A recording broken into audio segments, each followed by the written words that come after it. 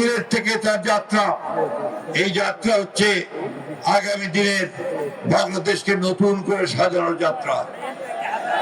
এই যাত্রা হচ্ছে তারেক রহমানের চিন্তার মধ্য দিয়ে, পরিকল্পনার মধ্য দিয়ে সত্যিকার অর্থে একটা গণতান্ত্রিক সমৃদ্ধ বাংলাদেশ গড়ার যাত্রা। বন্ধুগণ, আমরা বিএনপি সবসময় যে কথাটা আমরা বলি যে আমরা একটা উদারপন্থী গণতান্ত্রিক দল, আমরা পেছনে ফিরে তাকাই না, আমরা সামনের দিকে যাই।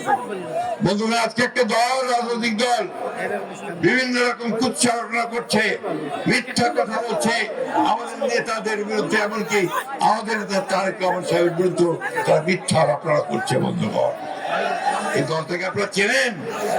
কোন দল এটা? এই দলটা কি ভোট পাবে?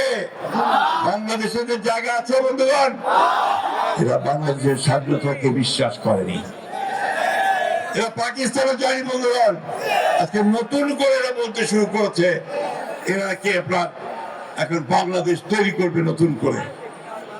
আমাদেরকে সাবধান থাকতে হবে এই সমস্ত দল ব্যক্তির হাত থেকে যারা মানুষকে বিভ্রান্ত করতে চায়।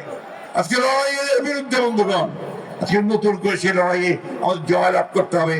আমাদের তারেক রহমান সাহেব আমাদের যে নেতৃত্ব দিচ্ছেন, সেই নেতৃত্বের অগ্রযাত্রায় সামনে এগিয়ে গিয়ে তারেক রহমান সাহেবকে প্রধানমন্ত্রী করে বাংলাদেশকে আমরা সত্যিকার অর্থেই একটা গণতান্ত্রিক সুখী সমৃদ্ধ বাংলাদেশ গড়ে তুলবো ইনশাআল্লাহ।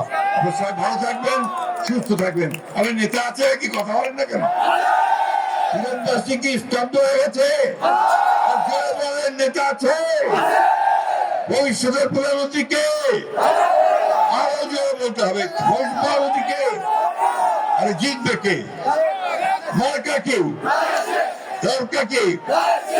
এই শেষকে নিয়ে এগিয়ে চলুন।